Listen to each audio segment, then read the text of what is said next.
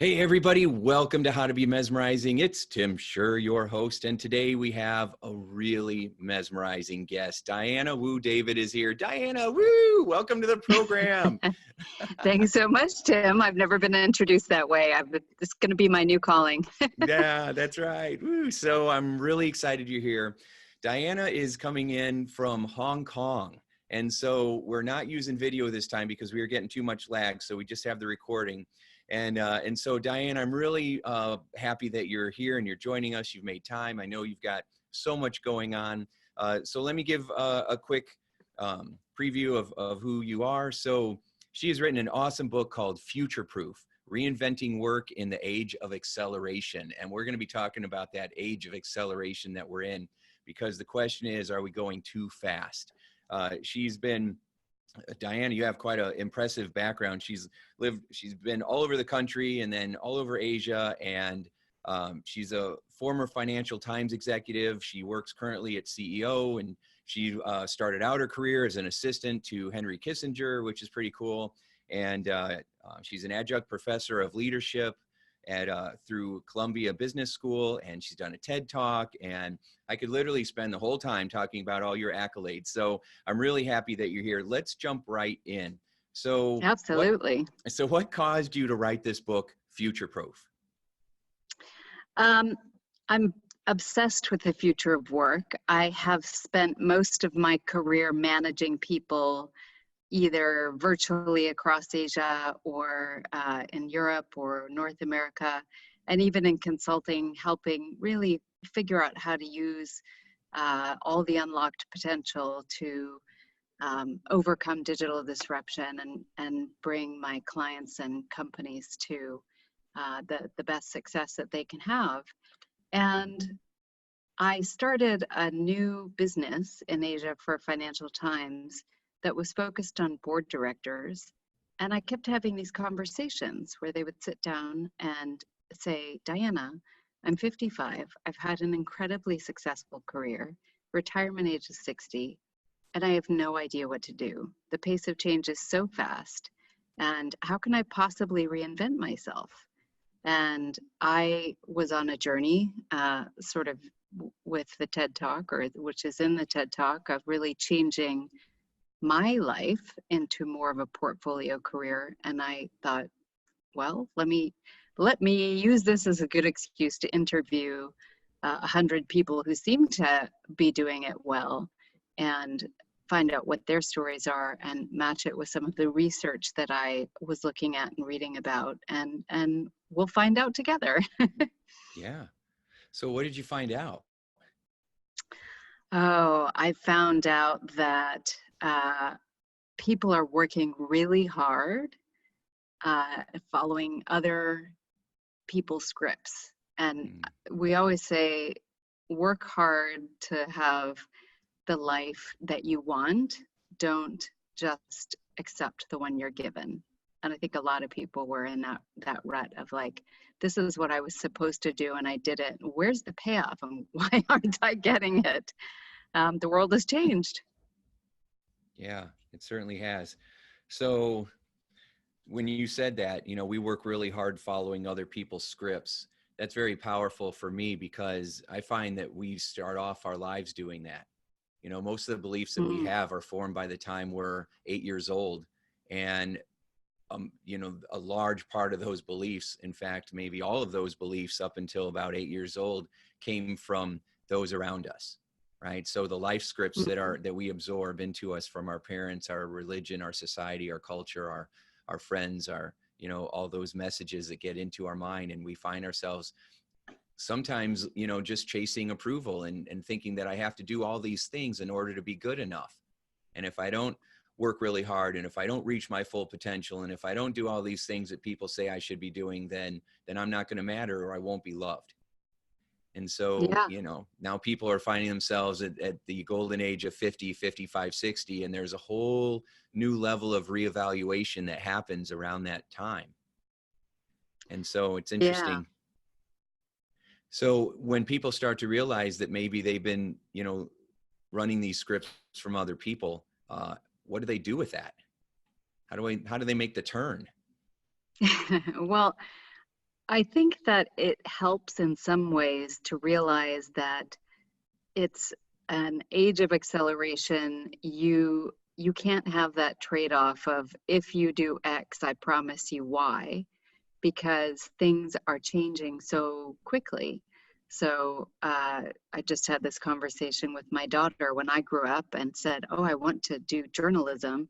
If I Hmm. decided that in high school, 10 years later, it would still basically look like the same job. Hmm. Whereas if she decides at age 13 that she wants to be in journalism, by the time that she goes in 10 years later, it's going to be potentially a completely different beast, certainly in terms of digital and how people are, telling stories and some of the things she might have to master. So I think that is a positive. I think part of the reason I wrote the book is that I found that actually there's a whole new world there if you realize that you're going to have more agency and take more ownership over your own career, because you are probably going to outlast your company because company lifespans are decreasing. You'll probably have multiple jobs. The days of single career are over, and you're living so much longer that you do have the opportunity to do that.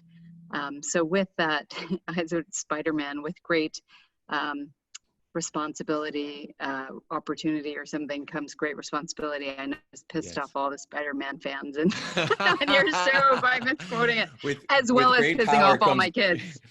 that is so funny. That's okay. With great power comes great responsibility. Yes. Yes, thank you, Uncle Ben. Um, but it's it's true, and I just think it's an amazing opportunity, and the same conversation with when I wrote the book and was starting to figure out what it meant and even living uh, a, that change. I asked my children, so what do you guys think this means? Mom's now doing a lot of different stuff. She's not at Financial Times full time, and they said sometimes you have to take a risk to do the things that are really important to you. And I was Whoa. so touched. I was so touched by that. I thought, wow, Wow. that was definitely worth it. That was some deep wisdom there, out of the mouth of Yeah. babes. Sadly, there are more than 8, so I've probably completely messed up their scripts prior to that. Oh Well, well. we all hope that we've done a good job. So, um, wow, that's really fascinating, though. I mean, you're right. I mean, that's a really brilliant metaphor because it used to be that you would go with one company and you'd be with them 20 or 30 years, and they give you a crappy watch at the end, and then you have your pension, and it's not like that at all anymore. And and I think in many ways, if you approach it the right way, which I mean, I guess that's how it is for everything. Um, it can be very exciting. You can have a much more rewarding, enriching life because you're going to have different experiences that cause you to grow and to stretch and to continually be sharpening your saw. Where in the past, people just got comfortable and we've always done it this way, and they just settle in and then just kind of coast, for a couple of decades. So I think that you're right. This can be a very empowering experience if people choose to embrace it this way. I'm sure there's plenty of fear too, that fear of what if I lose my job, and what if I don't know what to do, and what if what if something changes and I don't know how to keep up. We all have those fears. Yeah, I completely agree. And I think that some of the skills that we need now are different because of that. So because I don't have a huge long attention span, but did manage to write the book, I also did a very quick checklist. I wanted to boil it down for people, which was questions to prepare for your future. And it is about your career, but it exactly goes over that, Tim, that idea that maybe you're going to be out of your comfort zone and you need some resilience.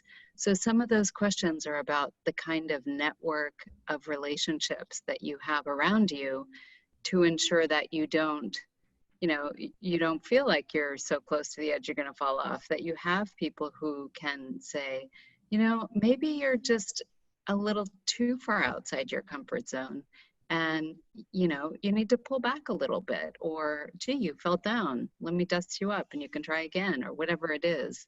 um, that you need to do. I think that that's a really important aspect that is more important and a little more cobbled together than when we all had the same, grew up in the same neighborhood with our family down the street, etc. Yeah. Well, I love that you're boiling it down to checklists. I think that's what people want.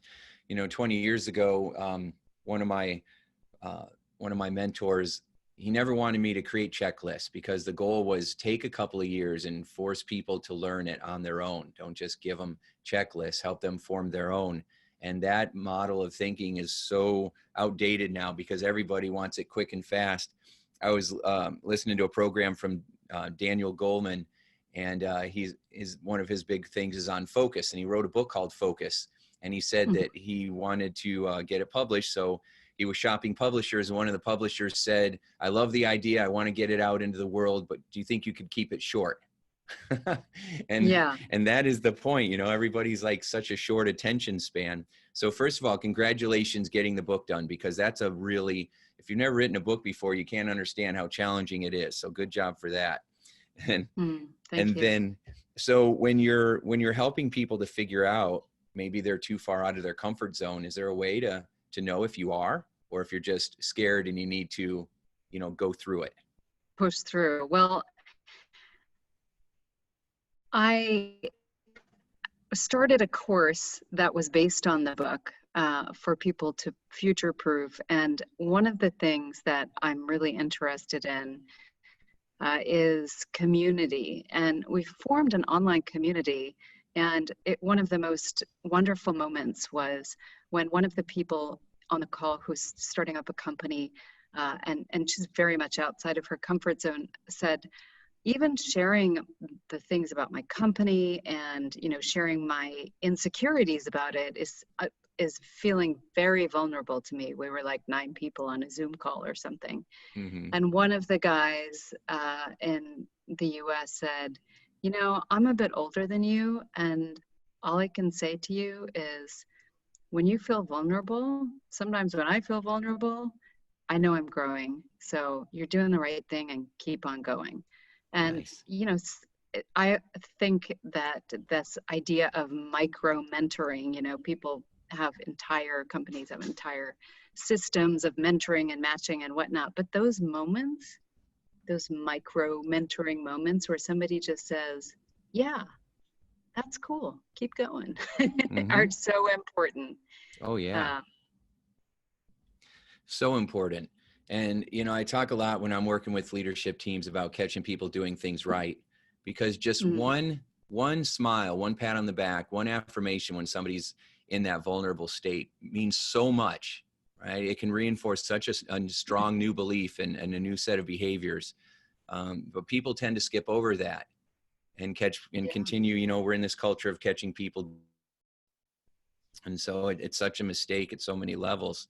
So I love that that quote, when you're feeling vulnerable, you are growing. It's interesting. I'm being in the field that I'm in with counseling and constantly pushing, constantly growing, constantly helping people to expand their comfort zones. It's easy to forget how so many people are vulnerable just sharing, even that they're having a problem.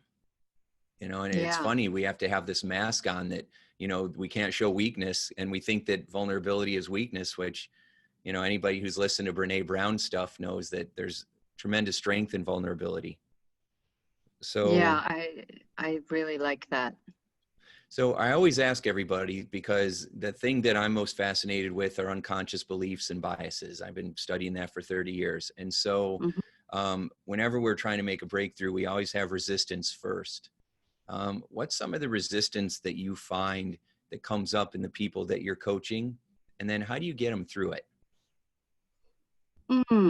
Well, I find time is the most obvious bugbear. People always say they don't have time to write a book or start a side hustle or prepare for something. And everybody says that, but a lot of it is about prioritizing, me as well. I do a terrible job. I guess, you know, what you need to learn, you teach. Mm-hmm. um, and really understanding what the making time for them. And if they can take a couple hours to really get clear on their values and priorities, then it just helps them so much more to take some of those forward actions that let them feel like they're making progress. So I would say time, the sort of time excuse is a big resistance barrier. And then the idea of perfection and having to do something significant, it's kind of like the micro mentoring. You don't have to have won a huge project to get some kind of small kudos. And the same is true. And in Future Proof, the book, I talk a lot about little bets of just starting, of doing small, inconsistent, or sorry, small, consistent actions imperfectly so that you can at least continue to learn. And that, I think, that idea of just starting is helpful to overcome some of the resistance of what will people think of me, and is this any good? And I don't know what to say, except that some of the most fervent comments I've gotten after speaking or after coaching have been oh, thank you so much. You finally let me feel like I could be mediocre. Somebody said that to me once. And I thought, wow, okay, I didn't really know that's where I was coming from, but it's just this That's relief funny. people have that, like, thank you for being real, so I can be real too. Yeah. Well, that's what they really mean.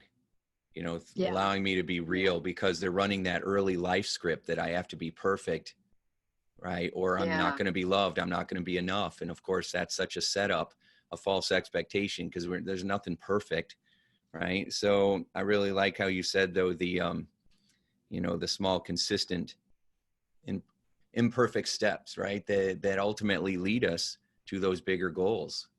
So, yeah, I mean, that's really good. And people want to be real. I mean, that's where we're heading right now, where we want to be more authentic. We want to be more real. We don't want to have these false ideas. I've been doing a lot of programs on burnout lately, and it's interesting because the beliefs are that I have to go harder, I have to go faster, I have to have these awesome achievements, I have to have this ridiculously long resume of accomplishments in order to reach my full potential. And all that means is that we're being really, really busy and sacrificing a lot of the happiness that we could have so that we can then one day be happy. yeah, And so, and I guess it just takes time, unless you're an old soul in a young body, but it takes 30, 40, 50 years of being on this planet to recognize that maybe what we need to do is slow down and enjoy the moment instead of constantly being in one place thinking we should be somewhere else. oh yes, I think that's why the mindfulness movement has made such headway, because it's asking you to do exactly that, to just be here now. And that is all a lot of people need, just, to sort of take a step back and say, what am I doing anyway? Mm-hmm. Yeah. Yeah. um, It gives you a compass, right? Because if so yeah, I guess the assumption yeah, is I that if think you're, that, go ahead. oh no, the assumption is what? Go ahead, you tell Oh, me.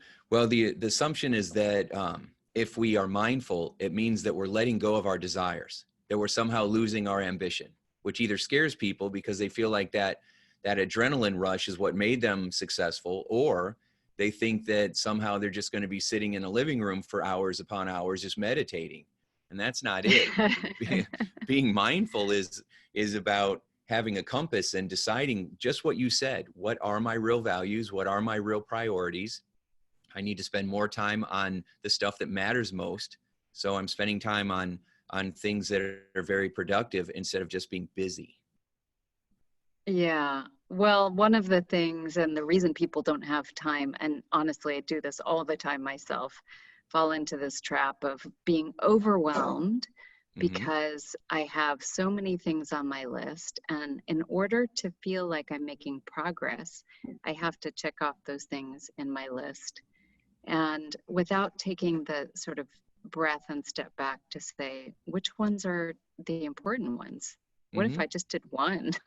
What would that Yeah. be? Yeah. So Yeah. that is important. 100% agree. Yeah, I think everybody falls into that. You know, we create these. We've got checklists for our checklists. I've got checklists on my phone, on my desk, on post-it notes all over the universe, on my arm. I mean, I've just got post right, and Sure. so You have a checklist to find the other checklists. You keep forgetting where they are. that's that's right. Yeah, and so and then all the reminders to do the checklist. We've got so much going on, and I'm in the middle of this transition myself of letting go of ambition. I had this idea that instead of chasing success, because whatever you chase, it tends to run, right? So instead of chasing, I'm attracting, I'm drawing, you know, I'm bringing it into my life because, you know, we're made up of energy. We send out energy. And so, you know, they say that you don't see the world as it is, you see the world as you are. And so I thought, well, if I'm constantly chasing things, then I'm coming from scarcity. I'm coming from a place of lack, of something bad's going to happen if I don't get all these checklists done. And I found that what I'm doing is I've just learned to channel my anxiety. What I need to do is maybe get rid of the anxiety and just have a sense of Mm, peace inside. And then if you attract what you are, then I'll attract more peace and more things to feel peaceful about. And that's what I mean by drawing success to you. And so when I look at all these checklists, I'm like, yes, those are things that I'll enjoy doing, you know, when the time is right. And then I'm spending more time because I got into a bad habit. So I've got two boys, one's 12, one's 15. And my mhm. youngest, I've been catching myself saying a lot, we'll do that in just a little bit. I'll get to it in just a little bit. You know, I'll do that with you in just a little bit because I was always trying to get all these other things done. And I do Mhm. have a lot. Everybody does, right? My wife just broke her foot, so I'm taking care of all her stuff and her and the boys and my giant pile of stuff, right? And so all of that. And in the moment, I'm taking breaths, I'm doing my emotional clearing stuff and just saying, you know, I'm safe. You know, I fully, even though I'm having this stress, I fully love and accept myself. I am safe. Everything's okay. And then I focus on, hey, Aiden, come here. You know, my 12-year-old. Let's go ahead and do that now. And focusing more and more on that, because at the end of the day, that's going to matter more to me than some other thing that I got checked off, some newsletter I had to write. Right. And so that's what, you know, when you talk about understanding what your values and your priorities are, that's an example of it. Yeah, that was beautiful. I think that that's an aspiration that honestly, if we're being real again, Mm-hmm. is, Yes. kind of fades in and out of life as you have your kids come in and tell you how terrible a job you're doing. Or Shonda Rhimes actually wrote an amazing book called, I think, The Year of Yes. She has a TED Talk as well. She's a famous television producer, and I remember reading that book and saying she says yes to everything for a year, and some of the yeses are to her children, who she swears will only play with her for 15 minutes, and then wander off and get bored of her. And so I thought, that's good. Maybe I'll do that. And then 2 hours later, under a fort, Yeah. What if you your kids know, aren't bored with that? yeah. So she lied. I don't know about it. Don't ever have her on the podcast. Um, but I think that part of the checklist thing, I mean, I write about future of work, and part of it is the idea of technology and automation and human augmentation and globalization and acceleration. And I do love checklists. There's a great book by Atul Gawande called The Checklist Manifesto, which I love. Mm, And I'm finding that, to your point about that, being in the moment and being human and connecting with another person, that is the future of work, right? We're talking about, let checklists be, the realm of sort of checking things off, and maybe even the realm of automation, and let those be kind of the rote things we all need to do, but let there also be this other whole very human part of your work and your life, that is about connecting with people and critical thinking and working on yourself to change your scripts or your behavior so that you can live a full life. So I do think that there's a connection there between, the things that have to get done that actually are getting easier, right? We do have right now our checklists are on our computer and they can actually sync across devices and all that. But that is supposed to allow us more time to be and connect with other people. That is very powerful, Diana. That's it. I think you're really on it here, because you're right. The technology is supposed to free up our time. And so what do we do with that free time? Well, what's happening because of marketing, seductive marketing, we get pulled back into the technology. Sure, we watch Netflix. Yeah, we're binging on Netflix for, the whole season at once. It was supposed to be an hour a week, but now we're watching 12 hours at a time. We're not going to sleep because we can't turn it off. And we're watching it in our bed on our smartphone, right? It's everywhere now. And so that's the mistake that, and we're new into this age. We're very new into the 21st century. So we got to figure it out, and we're going to make some mistakes. Our younger generations are growing up with, I'm seeing 3-year-olds, they already got a smartphone. They already got a tablet watching, whatever it is that they're watching, the cartoons now. And so, but we were supposed to pull out of that so we could connect with one another. And it seems like people are doing less and less of that. You have to literally go in, and an innovation program, like I just did an innovation program for a big drug company. And what was the innovation? Talk to each other. Whoa. Wow. Collaborate, brainstorm. Is there an app for that? Yeah, that's right. Yeah. We have WhatsApp, right? We got to go back and forth on it. Yeah. Cause we can't make eye contact. That's weird. And so yeah, I think that the people skills, are going to end up being the thing that we need more than anything else, which is really funny, because it's almost like in some ways we're going backwards instead of with this forward progress and momentum. It's causing us to go backwards. And so I think that, being aware of that, it's funny that in one of the most successful business books of all time by Napoleon Hill, Think and Grow Rich, right? He said that he interviewed 500 of the most effective, successful people in the world, according to somebody, and then said, what was the one common thing? And they all said masterminds, a mastermind group, right? Which is getting together with 10 to 12 people that will give you feedback and give you ideas. And so I was just in Detroit a couple days ago and took part in a mastermind group with a bunch of people that I just had met. I was there for doing a program. And so I just met them, and it was interesting because through the mastermind conversation, which only lasted, about 10, 15 minutes for each one of us in this 7-person group, it changed my priorities. Wow. Yeah. And so when you're talking about, we got to get clear on our priorities, what most of us do is we retreat by ourselves and we isolate. So we're always isolated, even on the job, we're in our computer, when we're at home or we're with friends, we're on our phones. And so, and when we're trying to figure out what our mission is, what we're supposed to be working on, we usually try to figure it out by ourselves. And I think that again is a big mistake that people are making, because those who are really crushing it they're doing it with others. No matter how strong you are, you can only pick up a certain amount of weight, but with a bunch of others, you can lift so much more. And I think that a mastermind is just getting together with a group of people and being open, honest, vulnerable, and then getting ideas and feedback. Yeah, that's very powerful. I had no idea masterminds came from that book. That's interesting. Yeah.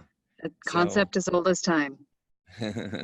Yeah, it's always been around, and so even in the Bible, Jesus will talk about his 12 disciples, right? It was a mastermind.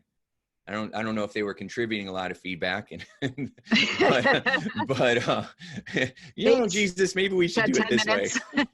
Yeah. But again, it's the idea is getting into groups. So, so you had, I know I'm skipping a little bit from this, but you started out with your leadership development by being an assistant to Henry Kissinger. What was that like? Well, it was my first job out of university, so it was very much a culture shock, I think, going from LA to New York in a very formal office, and um, person by maybe 20 years for next to the next older staff, and Hmm. it was interesting. Part of it was what you see now. People always talk about how millennials are so different and they all think that they know so much. And I remember starting there thinking, gosh, I just don't understand why Henry Kissinger doesn't want to hear what I think about the global political situation. Um, so that sort of sense of knowing so much. And the contribution I made, many young people these days, very much technology. They were still using, I'm embarrassed to say this, they were still using typewriters, and I put everything on MS-DOS and computer. Yeah, yeah. And sort of sped things up.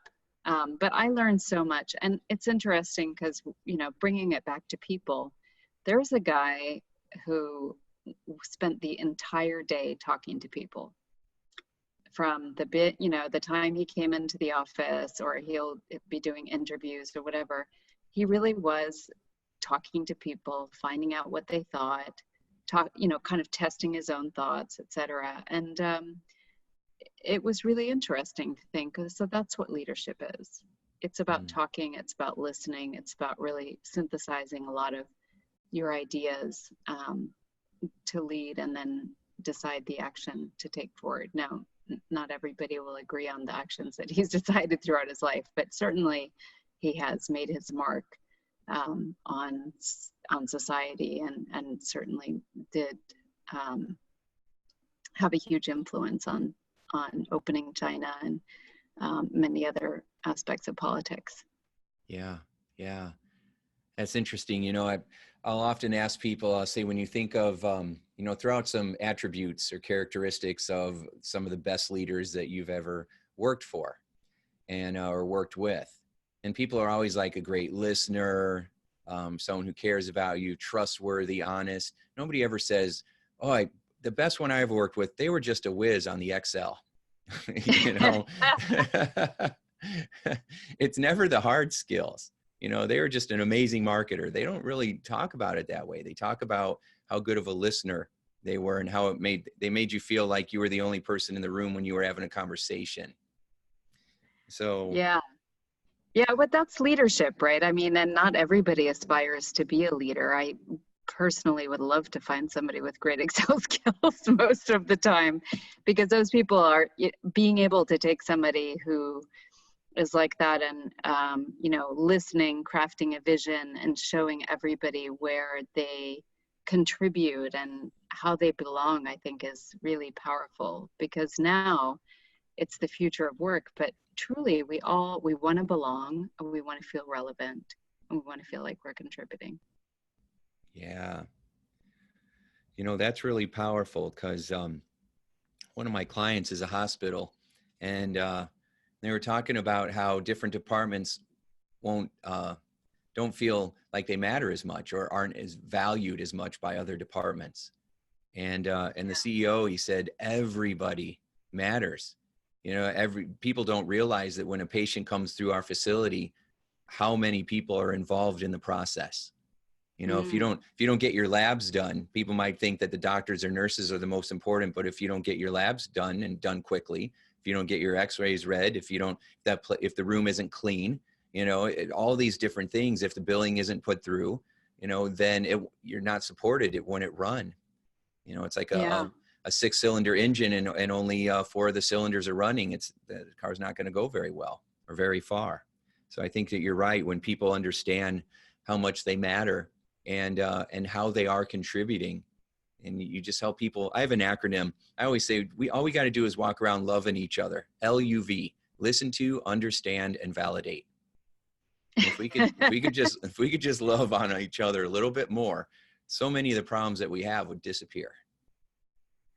All right. I'm going to have to write that down in my notebook and try it out. I like that.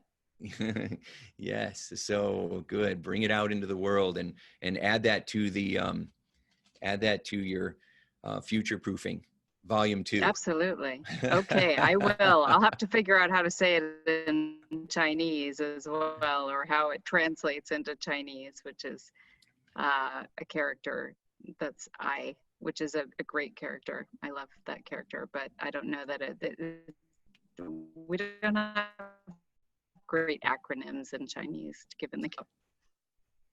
Well, let me ask you about that. So I know that you've been in LA, New York, and in the Midwest. You've been all over, and then you ended up moving to Hong Kong, and that's where your family is 20 now. years ago. 20 years ago, a couple of Mm, decades, at how it flies by, right?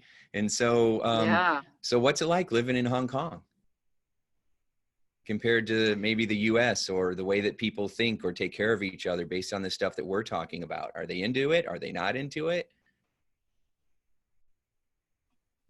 Yeah, I think that I've spent 20 years in Asia now, and every culture is different. I think that that's certainly something I wish we would see more of, in addition to understanding how to talk to each other as humans, but also understanding that there are different cultures. A lot of the boards that I work with, we talk a lot about the intercultural dimension of communication and understanding and trust building. Um, so everybody's unique and individual, but on a broad basis, I find that there's a huge family orientation, and that people are from different, country to country, really ambitious. It's sort of the Asian century, and people are ready to go and excited to see what they can make of it. So there's a lot of pride around that. Um, and on a working basis, I think there is a certain amount of, in some countries, nothing, it's sort of greenfield. They're inventing it as they go along. They have young populations. And in other countries, they're sort of reinventing, like in Japan, the number of women going into the workforce. And we had at Financial Times, where I worked, a lot of women who were working for a multinational because it was harder to work at a local company. And they're just redefining what work looks like, because most women would just go home after they had children. They would stop working. And so it is amazing. And that is one of the reasons I love living here, is that I feel constantly in awe at the courage that people have in trying completely new ways to work. And it's just a great place. Yeah, that's fascinating. I love that. I love that you found a place where you feel inspired, and that's very exciting. So it's always going to come back to, no matter where we live, no matter what we look like, no matter what language we speak, we all want to, we all have the same human emotions. We want to feel valuable. We want to feel like we're contributing. We want to feel like we matter, and that our lives matter. That Brendan Bouchard said it, so beautifully. He always says, did I live, did I love, and did I matter? Those are the three questions we'll ask ourselves at the end of it all. Did I live, did I love, and did I matter? Did I make a difference? And did I make a difference doesn't mean did I change the world. It just means, did you change yours? Or did you make the world for those around you a little bit brighter? And that goes back to, Yeah. instead of feeling perfect, or you have to have these big accomplishments, that you can do things that, a smile, holding the door for someone, letting somebody in traffic, offering a compliment. It might seem small, but in a world where we're not taking the time to do it, it's a pretty big deal. So, you had said something about, Well, oh, go ahead. Well, in terms of that kind of connecting, I did go up to China after the book came out and did a presentation for one of the largest hotel groups in Greater China. And I asked them, is it going to be okay? I mean, is this going to translate? I've been here for a long time, but this is a new topic for me. And I talked exactly about that. They were all in hospitality, sales and marketing, and they were really looking at hotels.com, booking.com, Ctrip in China, and saying, well, what's our role? And we talked about the fact that really it is that talking to your client and really understanding them and making a connection and really, creating a connection that mattered and creating value for them. That was their new role. It was, that the low end stuff, that just transactional stuff, they could let go of, but they had to double down on really that live, love, matter message in their work. So it is global. Mm. Yeah, that's really good. I teach these mesmerizing leadership programs, and really that is the difference. There's nothing wrong with being transactional, but if you're going to be a mesmerizing leader, you got to be more transformational. And which means it's the people in front of you are more important than the checklist, which is why I keep thinking about that when my son comes up to me and says, hey, look at this, and I'm right in the middle of something and I pause. Now, not always, sometimes you got to have boundaries, right? It's not that you have to stop what you're doing all the time, but, it's important. He's only going to be around for a little while before he moves off to somewhere else. My checklist will be with me till the day I die. So let me, so with that, it's kind of a sad thought. Yeah, I know. So here's a happier thought then. So if you could go back, because you have all this experience, all this wisdom that you've collected over the years. So if you could go back and give 10-year-old Diana some advice on how to approach life, what advice, if you could go back in time and talk to the little girl that you once were, what advice would you give her? Just have fun. And it's the way that I do quite a lot now. If something really just sounds super fun, I just do it. It doesn't have to make sense. And it always works. That's awesome. I love that. When you say it doesn't always have to make sense, what do you mean? I mean that some of the business things that I get into might seem on first glance like they don't fit into a mold or they don't make as much sense. And oftentimes they turn out to be really interesting openings. So I'm squeezing in a flight to Dubai to talk to the Young Presidents Organization about board governance and how to create a great board.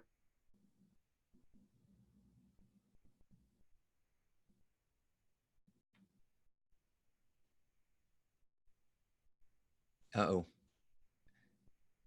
I lost you for a second. Sounded like fun. Mm-hmm.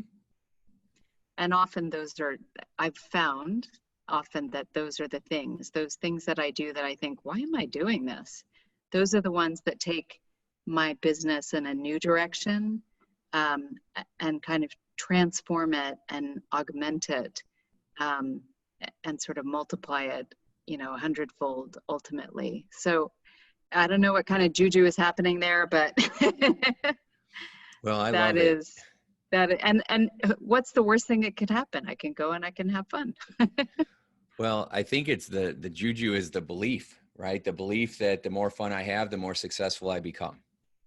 I've been saying that for a long time, and you're right. The more fun you have, the more joyful you are, the more you'll attract experiences and you'll execute on them, right? So you'll have an opportunity and you do it, right? And so when you have the right belief and then you watch for the opportunities and then you take action on those opportunities, it unlocks new treasures.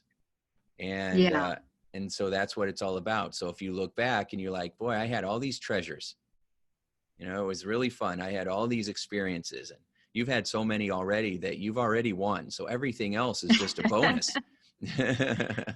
There are so many people walking around just feeling like they should, and I Hmm. gotta do this. I was one of them. I mean, I Hmm. had a terrible attitude about 10 years ago, and I'm surprised that anybody, wanted to keep me around. But uh, that's part of it. Just feeling like I gotta do this. I gotta. So Hmm. many people feel like that, and so maybe that's it. Just promising myself, my 10-year-old self and my 40-something-year-old self, like, you know what, just go have fun. How did you get to that? it, How'd you go the from the, energy you bring to it is totally different. hmm, oh yeah. How'd you make that transition? mm, well, I had an incredibly horrible experience of my friend committing suicide, which was uh, what I talk about in my TEDx talk. But I also had, similar to your guest, Larry Winget, Hmm. who I was listening to, I had a coach who was assigned to all top management. We all had the opportunity for a coach. And I sat down and said, oh, yeah, complain. And I was like, I just need to find a new job. And all of a sudden she said, with an attitude like that, nobody's going to hire you anyway. So you might as well just, shape up and figure out what you want. And boy, I did not like that coach, but that was part of it. That was definitely a kick in the pants. And then just deciding, okay, yeah, it's my responsibility. Hmm. Yeah, I love that. That's I'm always looking for the psychological patterns in there, and and that's definitely one of them. So it's not what shows up, it's how you show up. And so when you have pain, which you talked about in your TEDx talk, which I enjoyed, the pain that you went through, the loss, something that shocks us, it's a pattern interrupt. It breaks us Mm-hmm. out of our daily habit. And then you have some outside coach, somebody to give you a different bit of advice, feedback, perspective, whatever it may be. And that feedback can be a pattern interrupt as well. It's like, whoa, that hurts. But, it's usually the places you don't want to go. That's where your biggest breakthroughs are. And that Mm. allowed you to have that kind of accountability where, what, I need to quit looking at what the world's doing to me and ask myself, what am I bringing to the world? So that's really good stuff. So how can people best get your book? I know we can definitely go to dianewoodavid.com. Excuse me, dianawoodavid.com. And I'll have all the Mm-hmm. links for everything in the show notes. But you also have you have an ebook people can get. And I'll make sure I put the links in there because you've got a lot of cool stuff. You've got and I love your landing page. It's Yeah. very simple, very straightforward, and some tips for future proofing yourself. I think the even Mm. button says future proof me, if I remember. And so, and then you got a companion guide that goes along with the book as well. Yeah, I have the easiest one for the 11 questions to prepare for your future, the sort of future proof yourself is bit.ly prepare for future. Mm-hmm. And if you go to my website, dianawoodavid.com, then you can also download the first 2 chapters of the book for free. If you buy the book, there are a lot of worksheets and exercises that you can download.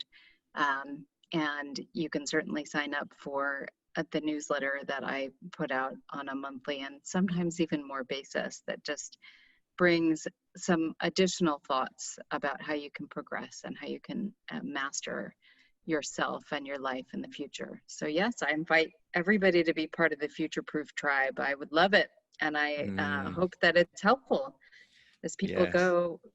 go forward into the future. Some of these things, these little, this hand holding, really, it's sort of virtual hand holding and virtual micro mentoring and cheerleading, because I just think that the opportunities are, uh, you know, bountiful. And I'm excited about the future, and I want to make people less afraid and more excited about the future as well.